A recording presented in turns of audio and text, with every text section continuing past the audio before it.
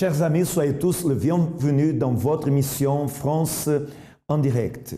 Sachez que les problèmes ne sont pas surpassés, ni les objectifs atteints par coïncidence, ni même par la force du destin.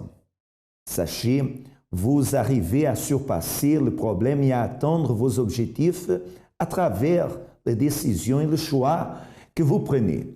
Et pour vous amener à prendre la bonne décision, nous sommes ici avec cette émission. Indépendamment de l'état, de la situation, du problème que vous êtes en train de vivre, peut-être vous vous sentez même en cas perdu. Peut-être la situation que vous êtes en train de vivre, vous êtes déjà fatigué de vivre dans cette situation parce qu'elle dure déjà depuis des mois, des années, et vous n'avez pas vu aucune amélioration dans votre vie. Et cela vous a amené au désespoir, pensant même que c'est votre destin, que c'est votre karma, la situation que vous êtes en train de vivre. Mais nous allons vous prouver que ce n'est pas destin ni karma, mais que vous pouvez avoir une vie complètement différente de celle que vous êtes en train de mener actuellement. Et en cet instant, nous voulons vous montrer comment était la vie de Gérard et Jennifer. Ils vont nous raconter un peu ce qu'ils ont vécu, comment était sa situation. Et d'ici à quelques instants, on reviendra avec vous. Alors, avant d'arriver au centre d'accueil universel, ma vie était complètement détruite. J'étais quelqu'un de triste, de dépressive, d'angoissée, j'avais beaucoup de peur et j'étais surtout quelqu'un qui n'avait pas du tout confiance en moi. Ce manque de confiance en moi a vraiment entraîné plein de choses en fait négatives dans ma vie. J'avais pas du tout la vision, j'étais vraiment, en fait, ma vie à l'intérieur de moi, j'étais vraiment à terre. Pourtant, j'avais toutes les choses matérielles en fait autour de moi. J'avais un travail, j'avais une famille unie, j'avais un petit ami, j'avais enfin toutes les choses matérielles où on peut se dire ah c'est ça qu'il me faut. Mais finalement à l'intérieur de moi j'étais vraiment complètement détruite et ces choses-là n'ont pas réussi à combler ce vide en fait ou ce manque que j'avais à l'intérieur de moi. Et oui, moi quand je suis arrivé, avant d'arriver au centre d'accueil, j'étais quelqu'un de très timide et je vivais beaucoup d'apparence. J'ai commencé à me renfermer sur moi-même parce que je suis devenu parce qu'en fait mes parents sont divorcés. Du coup, je suis devenu rancunier par rapport à mon père. J'en voulais beaucoup à mes parents par rapport à cette situation qui a commencé à me détruire et ça a joué sur mon caractère. Et donc voilà, j'ai continué comme ça très mal pendant longtemps, jusqu'au jour où j'ai pu intégrer un centre de formation de football parce que je faisais du foot. Et quand je suis parti, j'ai décidé que voilà, ce que j'avais vécu avant, maintenant, il fallait que ça soit tout nouveau. Donc j'ai commencé à mentir, à cacher. Je me suis dit, je vais faire une nouvelle vie, une nouvelle identité.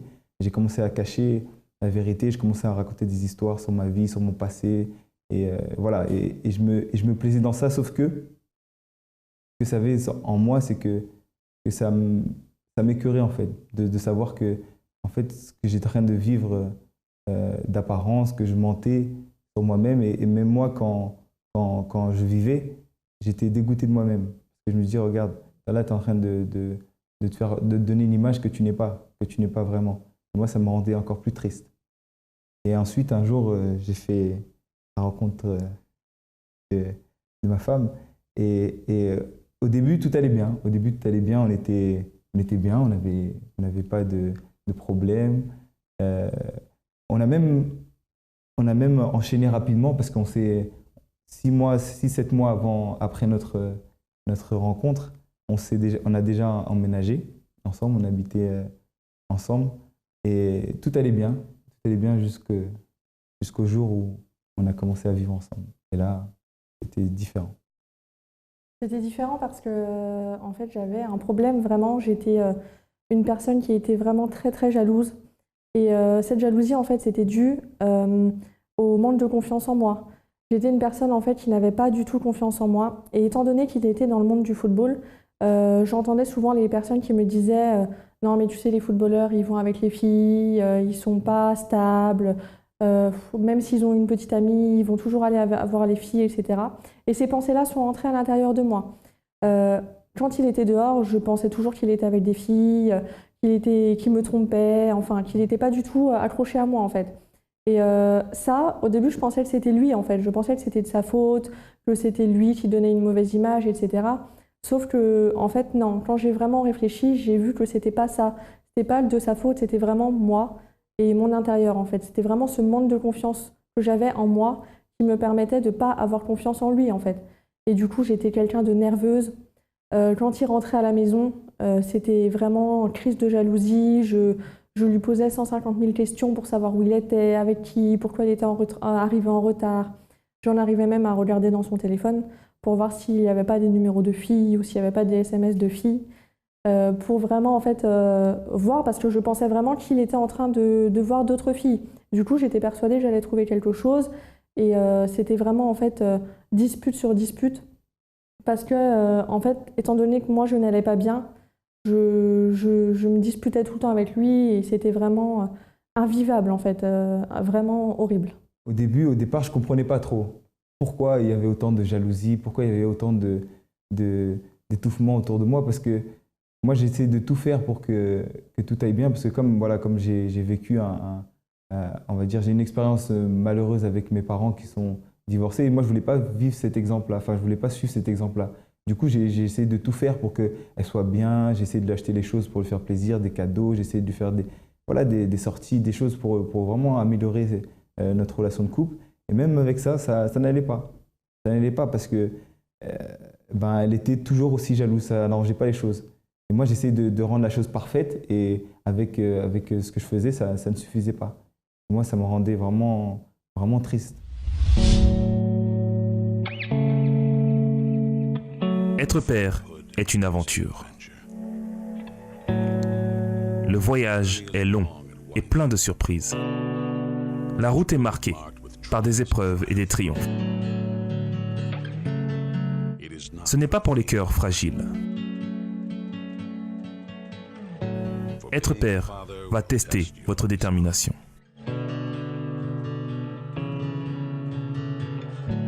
Si vous embrassez ce défi, vous recevrez des récompenses incomparables. Vous êtes leur berger. La route, étroite, n'est pas facile à trouver. Des obstacles attendent vos enfants. Ils ont besoin d'un guide pour traverser ce terrain périlleux. Vous êtes le chef de file. Il y a une bataille pour leur âme. Les mensonges vont attaquer. Ils en entendront certains. Ils en sentiront d'autres. Armez-les des outils nécessaires pour lutter contre cette exigence. Vous êtes la boussole. Ils sont à la recherche de direction. Présentez-leur l'évangile à chaque occasion que vous avez, parce que vos enfants sont aimés plus que vous ne pouvez l'imaginer.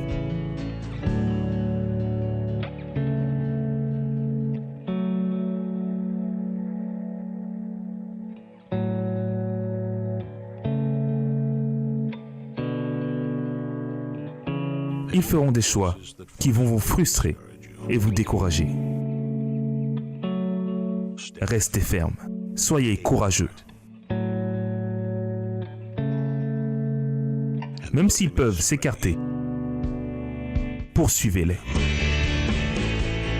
Vous êtes la lumière sur le chemin qui les mènera à la rencontre de la vraie vie. Ils erreront dans les ténèbres. Sauvez-les avec la grâce de Dieu et que votre lumière brille pour éclairer le chemin. Vous combattrez et vous échouerez même. Mais la grâce vous attend aussi. Recevez-la.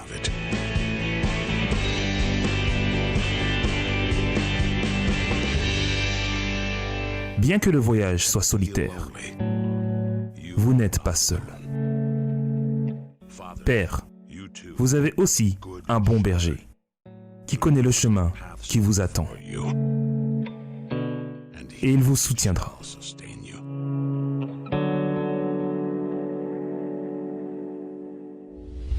voyez la situation qu'ils étaient en train de vivre. Elle, qui était une personne qui manquait de confiance, triste, qui essayait de combler son vide à travers une compagnie, mais tout de suite, elle a commencé à développer de la jalousie, lui aussi qui souffrait de traumatisme à cause de ce qu'il a vécu dans sa maison avec ses parents, en train de voir ses parents se divorcer, c'est-à-dire la séparation, cela a influencé justement dans sa vie. Et les deux, ils étaient malheureux. Mais, comme vous savez déjà, les personnes qui arrivent ici dans l'émission France en direct, elles viennent parce qu'elles ont eu une expérience avec le pouvoir du Créateur. Sa vie a été transformée. C'est pour cela qu'elles viennent donner son témoignage. Et nous voulons que vous veniez à rester avec nous pour voir la suite, pour voir qu'est-ce qu'ils ont fait, quelle attitude ils ont pris, quel choix qu'ils ont fait justement pour que sa vie, elle vienne à changer. D'ici à quelques instants, vous allez savoir quelles attitudes ils ont prises. Et je veux laisser à votre entière disposition l'ami 24 heures. Cet ami que vous pouvez l'appeler n'importe à quel moment de la journée, de la nuit, parce qu'il est disponible afin de vous écouter et de vous aider, de vous orienter, d'intercéder en votre faveur. Vous pouvez le faire à travers le 01 53 35 85 12. Et comme ça, vous allez recevoir l'aide que vous en avez besoin. Bon, maintenant, nous allons savoir quelle attitude Gérard et Jennifer, ils ont pris justement pour qu'ils viennent à surpasser les problèmes qu'ils étaient en train de vivre. Accompagnés, nous allons revenir tout de suite après. En fait, moi, le centre d'accueil, je l'ai connu par l'intermédiaire de ma mère parce qu'elle m'a invité au centre d'accueil. Et là, je commençais à aller. Au départ, c'était vraiment pour lui faire plaisir, parce que, bon, voilà, comme c'était ma mère, je voulais vraiment lui faire plaisir, donc je venais de temps en temps. Et à force de venir au centre d'accueil, au début, je venais que le dimanche. Et à force de venir et d'écouter, je commençais à me sentir bien quand les messages me faisaient du bien, en fait. Je trouvais que les messages me faisaient du bien parce qu'au départ, c'était vraiment que pour les vacances, comme je faisais encore du foot. Je venais encore que pour les vacances et les messages ont commencé à me faire du bien et j'ai commencé à venir de plus en plus et jusqu'au jour où j'ai déménagé. Et là, j'ai commencé vraiment à venir régulièrement et avec tous les messages, toutes les orientations que j'ai pu recevoir, j'ai commencé à prendre une vraie décision. Et c'est à partir de ce moment-là, j'ai pris la décision de me faire baptiser dans les eaux. Et là, j'ai tout refait à zéro. Même justement avec mon épouse, je lui ai lancé un petit ultimatum et je lui ai dit que voilà, si elle voulait qu'on continue à vivre ensemble, il fallait qu'on base notre relation sur la parole de Dieu et tout recommencer à zéro. Et si elle n'était pas d'accord, ben, ça s'arrêtait là. Et puis après... Voilà, c'est ça exactement. Il m'a donné un ultimatum et sincèrement, sur le coup, je n'ai pas compris en fait parce que j'étais pas ferme à l'église, je venais juste simplement de temps en temps. C'est comme s'il préférait Dieu que moi en fait. Et sur le coup, je n'ai pas du tout compris cette décision. Je me suis même senti mal en fait parce que je me suis dit, mais mince, alors il m'aime pas vraiment. Et après, bon, comme je l'aimais tellement, j'ai accepté sa décision en fait. Je me suis dit, bon, d'accord, je voulais pas détruire notre relation parce que c'était vraiment très fort entre nous en fait. Et du coup, je me suis dit, non, il n'y a pas de problème. J'ai accepté sa décision normalement. Et du coup, c'est à partir de ce moment-là que j'ai commencé vraiment à venir au centre d'accueil. J'ai commencé à m'investir, à écouter la parole, à pouvoir comprendre les choses qui étaient dites en fait pour pouvoir les mettre en pratique. Et c'est à ce moment-là que j'ai commencé à vraiment vouloir changer mon intérieur. Donc c'est à partir de là que je me suis dit de toute manière, mon intérieur, il a besoin d'être changé. Donc j'ai vraiment pris la décision de pouvoir faire une chose qui allait pouvoir tout changer. j'ai fait la campagne d'Israël. La campagne d'Israël, c'est ça qui m'a permis de pouvoir évacuer tout le mal-être que j'avais à l'intérieur de moi. Donc j'ai fait les campagnes d'Israël pour vraiment que je puisse être libre à l'intérieur de moi, que je puisse plus vivre en souffrance ou avec ces choses que j'avais à l'intérieur de moi qui étaient vraiment négatives et qui m'empêchaient de vivre en fait depuis des années. Donc j'ai participé aux campagnes d'Israël, j'ai sacrifié mon tout sur l'autel et c'est vraiment ça qui a pu me faire du bien en fait et pu changer ma vie. Moi aussi, par rapport à la campagne d'Israël, c'était pour moi une opportunité énorme que j'avais parce que j'ai vécu dans une situation où c'est que j'avais décidé de tout recommencer, donc changer de vie. Donc j'avais arrêté le football, j'avais fait plein de choses pour pouvoir vraiment me lancer. Bon, après, c'était vraiment personnel, mais donc j'avais plus rien. Donc j'ai été recommencer à zéro. Et la campagne d'Israël qui est arrivée, c'était l'opportunité pour moi de recommencer ma vie, de vraiment débuter une nouvelle vie sur de nouvelles bases. Et du coup, j'ai sacrifié pour ça, pour avoir une vie transformée, une vie différente. Bien sûr, j'ai participé plusieurs fois à plusieurs campagnes et à chaque fois, la réponse a été bénéfique pour moi. Aujourd'hui, ma vie a été complètement transformée. J'ai plus du tout ce mal-être, j'ai plus du tout cette angoisse, j'ai plus du tout cette peur, j'ai surtout plus cette jalousie qui m'empêchait de vivre. J'ai pu gagner confiance en moi, ce qui a tout restauré dans ma vie en fait. Parce que dans mon mariage, tout a changé, on a pu justement se marier en fait. On a pu fonder notre relation en fait sur la parole de Dieu, qui est la base en fait, qui a pu tout changer dans notre vie en fait. Donc ça a déjà commencé par mon intérieur et maintenant j'ai plus du tout cette angoisse, j'ai plus du tout ces choses négatives en fait à l'intérieur de moi. Je suis vraiment très heureuse dans tous les domaines de ma vie et même dans ma vie sentimentale. Oui, c'est exactement ça. Maintenant c'est le bonheur, on vit, on avance, dans la lutte, on surpasse encore toutes nos difficultés. On arrive même à les surpasser plus vite. On a moins de différents. On est unis justement dans tout ce qu'on fait. On a le même objectif. Oui, moi, par rapport à toutes les rancunes que j'avais passées, les complexes que j'avais, tout a disparu. Maintenant, je suis quelqu'un de libre, de souriant, d'ouvert. J'ai pu pardonner à mes parents aussi. C'était la chose qui me pesait le plus. Maintenant, on a des relations qui sont excellentes et que maintenant tout va bien. En fait, moi, le centre d'accueil, ça représente le début de ma vraie vie, en fait. C'est vraiment ça, ce que je peux dire, à qualifier le centre d'accueil, c'est ça, c'est le début de ma vie. Pour moi, le centre d'accueil universel, ça représente vraiment une nouvelle vie, une nouvelle naissance. Ça a été vraiment une école pour moi qui a pu m'apprendre à vivre. Et c'est ça qui a pu, à travers Dieu, changer ma vie. Alors moi, si j'avais un conseil à donner à quelqu'un, c'est peu importe la situation, parce que je sais que tout le monde traverse des situations difficiles, mais ce qu'il faut, c'est de prendre conscience que Dieu a beaucoup à nous apporter et que tout ce qu'on pourra nous dire à travers les réunions, les chaînes, les propos, les campagnes, de se lancer à fond, de tout donner et vous allez voir que votre vie va changer. Le centre d'accueil vous présente son agenda hebdomadaire. Lundi, assistez à notre congrès financier. Chaque mardi, pour vous qui avez des problèmes de santé, participez à la réunion de la santé restaurée. Tous les mercredis, recevez des enseignements pour renforcer votre intérieur.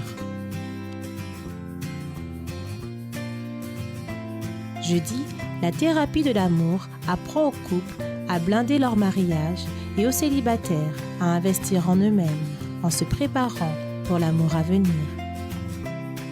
Et dans tous nos centres d'accueil, venez intercéder chaque jeudi afin d'avoir une famille unie. Vendredi, trouvez votre bien-être intérieur en participant aux réunions de purification spirituelle. Chaque samedi, à 11h30, assistez à la réunion des cas impossibles.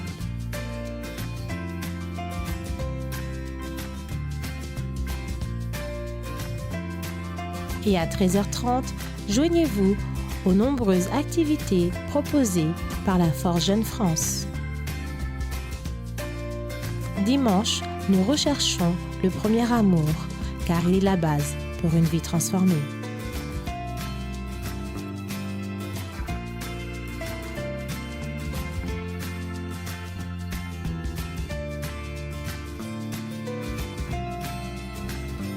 Plus d'informations en appelant l'AMI 24 heures et en naviguant sur notre site internet. Centre d'accueil, nous vivons ce que nous enseignons et sacrifions pour ce dont nous rêvons. Merveilleux de voir la transformation qu'ils ont eue, comme ils ont même affirmé. Le centre d'accueil a été l'opportunité d'une nouvelle vie, parce que c'est ça qu'ils sont en train de vivre actuellement, une nouvelle vie, nouvelle situation. Et pour cela, ils n'ont pas honte de raconter ce qu'ils ont vécu, quel a été son passé. Pourquoi ils n'ont pas honte? Parce que son présent, c'est complètement différent de ce que a été son passé. Comme elle-même a affirmé aujourd'hui, il n'y a plus d'angoisse, de tristesse, de jalousie, n'a plus une vie d'apparence. Lui aussi n'a plus le traumatisme du passé, il a un bon relationnement avec sa famille. Vous voyez, tout a été transformé. Et aujourd'hui, eux, ensemble, ils sont mariés, sont heureux, c'est-à-dire ils profitent d'une vie heureuse. Et c'est l'opportunité que vous êtes en train d'avoir. Sachez que les portes du centre d'accueil, elles se trouvent quotidiennement ouvertes. Et je veux lancer un défi pour vous, pour que ce dimanche, vous puissiez participer d'une réunion spéciale où il y aura l'intercession en faveur de la famille, pour que la famille elle soit unie, pour qu'elle soit protégée. À exemple de Gérard et Jennifer, qui vivaient tant de problèmes, mais ils ont réussi à surpasser cette situation en donnant le pas, en participant des réunions au centre d'accueil, en mettant en pratique justement les orientations qui étaient données. Et aujourd'hui, alors, sa vie est une merveille. Sa situation a complètement changé. C'est l'opportunité que vous en avez. Et moi, personnellement, je serai à votre disposition afin de vous accueillir au 27-29 rue Yuri Gagarin, à Villejuif. Ainsi, vous pouvez trouver l'aide aussi dans notre siège du centre d'accueil, qui se situe dans le 254 rue de Faubourg Saint-Martin, dans le 10e arrondissement à Paris. Si vous voulez connaître le centre d'accueil le plus proche de chez vous, il suffit d'entrer dans notre site web www.centredaccueil.net et vous allez alors savoir plus d'informations. Nous allons en cet instant un autre cas véridique et d'ici à quelques instants, on reviendra avec vous. J'étais quelqu'un de très, très colérique, c'est-à-dire que j'étais vraiment très nerveuse. On peut dire que j'étais rebelle, si on peut dire ça. Je pouvais rester avec quelqu'un et du jour au lendemain, devenir triste. Tout ça, je gardais au fond de moi, j'en parlais à personne. Mes relations avec les autres, c'était un peu, on va dire, compliqué parce que déjà, en moi-même, je ne me reconnaissais plus qui j'étais. Et à d'autres, les messages que je transmettais, on va dire, c'est un message que je ne voulais pas. Mais vu tout ce que je passais, c'est un message que je transmettais aux autres. À la maison, ça n'allait pas. J'avais vraiment de la haine contre les personnes de ma famille. Eux ne savaient pas pourquoi je me comportais comme ça. Il n'y avait que moi qui savais. Mais vu que j'en parlais pas, c'était compliqué pour eux de savoir qu'est-ce que j'avais. J'étais tout le temps en conflit, tout le temps en conflit. J'étais très, très têtue. Vu que j'avais une idée fixe dans ma tête, je ne changeais pas d'idée. Je pouvais écouter la personne parler, me reprocher, mais au fond de moi, je dis, je ne veux pas le faire, c'était une perte de temps. Si je m'énervais contre une personne, c'était tout le monde. C'est-à-dire, je mettais tout le monde dans le même sac. C'est-à-dire, la colère je pouvais rester, on va dire, 3 jours ou 2 fois plus de ça. En colère, ça ne me dérangeait pas. Et la personne vraiment que j'étais, mais moi, je ne supportais pas. C'est-à-dire, c'est pas possible. C'est pas que je le voulais, mais c'est ce que j'avais à l'intérieur de moi qui me poussait à le faire. La nuit, j'arrivais pas à dormir. C'est quelque chose, en fait, on peut dire que c'était l'enfer. C'est même pas des cauchemars. Comme je dis, c'était vraiment comme si c'était des films d'action. Vous voyez, c'était, je dors, mais je sentais vraiment des présences. C'est vraiment de la violence. C'est-à-dire, dès que je me réveillais le matin, soit je transpirais, soit j'avais vraiment peur. Et en fait, la même douleur que je sentais quand je dormais, c'est la même que j'avais le matin. Et ça me traumatisait. J'avais toujours l'impression comme s'il y avait une présence derrière moi. Le moment le plus difficile pour moi, c'est quand j'étais petite. En fait, je voulais garder quelque chose qui me tenait vraiment à cœur. Et cette chose-là, je l'ai perdue. Et à cause de ça, pour moi, c'était comme si le monde s'effondrait.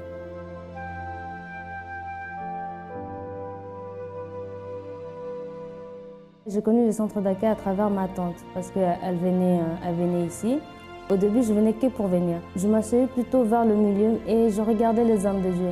Je trouvais ça pas important parce que je n'accordais pas d'importance à ce qu'ils disaient.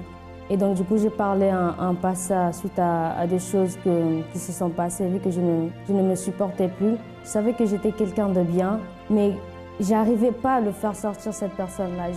Des fois, je pouvais me dire que c'était impossible. J'ai participé à la campagne d'Israël.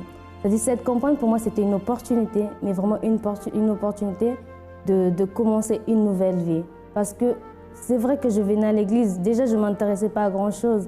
Et cette campagne, vu que l'évêque l'avait vraiment très bien expliqué, je me suis dit, bon, oui, il fallait que je le fasse. Si je ne saisissais pas l'opportunité que je vais dire que Dieu me donnait, je ne sais pas si que j'allais avoir d'autres opportunités. C'était vraiment la seule.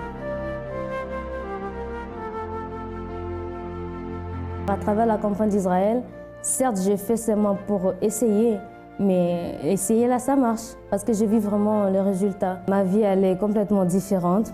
Je me suis retrouvée, ça c'est très important, que la personne que j'étais avant et que la personne que je suis aujourd'hui, il y a vraiment une grande différence. J'ai la joie de vivre, parce qu'avant, je ne pouvais pas rigoler longtemps, parce que je changeais complètement d'humeur. Et aujourd'hui, non, aujourd'hui, je suis vraiment contente avec les personnes qui m'entourent autour. Je prends du plaisir à rester avec eux. Il y a vraiment une transformation. Je ne fais pas de cauchemar du tout. Je dors tranquille, je me réveille tranquille et je me rendors encore tranquille. C'est-à-dire, il n'y a plus de tout ça. La haine que j'avais, la colère, tout ça, enfin, la rage que j'avais, c'est-à-dire tout ça, c'est vraiment fini. Aujourd'hui, je suis vraiment une nouvelle personne. Pour moi, les centres d'accueil, c'est comme une école où on apprend tout. Peu importe la personne qu'on est, on apprend vraiment les bases. Pour moi, c'est une école de vie. Merveilleux de voir toutes ces transformations, n'est-ce pas? Mais meilleur encore, c'est que vous veniez à profiter vous-même de la transformation. Vous pouvez être le prochain cas véridique. Sachez que les portes du centre d'accueil, elles se trouvent quotidiennement ouvertes afin de vous accueillir, afin de vous amener à vivre une nouvelle histoire. Cela dépend de vous, de votre décision. Sachez que les portes du centre d'accueil se trouvent quotidiennement ouvertes afin de vous accueillir, afin justement de vous aider. Chers amis, a été un immense plaisir d'être ensemble avec vous. À tous, que le Tout-Puissant illumine votre vie. À la prochaine.